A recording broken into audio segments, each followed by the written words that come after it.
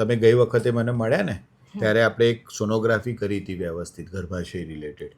તો ગર્ભાશય તમારા બે બાજુની હોવા જોઈતા હતા ને એમાં એક જ બાજુનું ગર્ભાશય બતાવતું હતું, એટલે આપણે સોનોગ્રાફી સ્પેસિફિક કરાવી હતી.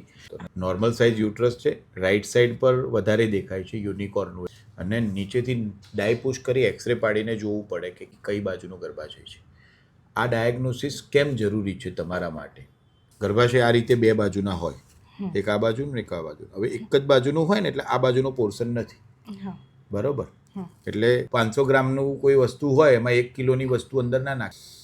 એમ આ એક જ બાજુનું છે તમારું, તો એની અંદર જે બાળક રહેશે ને તમારું બાળક 100% રહેશે, પણ એ બાળકનું વજન ભવિષ્યમાં 1.5 કિલોથી લઈને 2 કિલોની ગણતરી રાખવાની, એનાથી વધારે લાંબુ પહોળું થાય નહીં.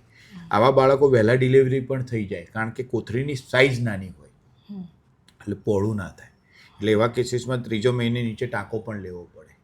આ બધી વસ્તુ મિત્રો ધ્યાન રાખો કે આ બહુ માઇનર ડિટેલિંગો છે કે જ્યારે પ્રેગ્નન્સી રાખતા પહેલાં આ બધું જોવું જરૂરી છે. એટલે તમારા ડૉક્ટર સાહેબોને પૂછો, વહેલી વખત મળવા જાઓ કે પ્રેગ્નન્સી તમે પ્લાન કરો છો ત્યારે મળવા જાઓ તો કંઈ ગર્ભાશય બધું નોર્મલ છે કે નહીં, કોઈ ગાંઠ છે કે નહીં, બે બાજુના અંડકોશ બરોબર છે કે નહીં, જે રૂટીન લોકોને હોવું જોઈએ એવું છે કે નહીં.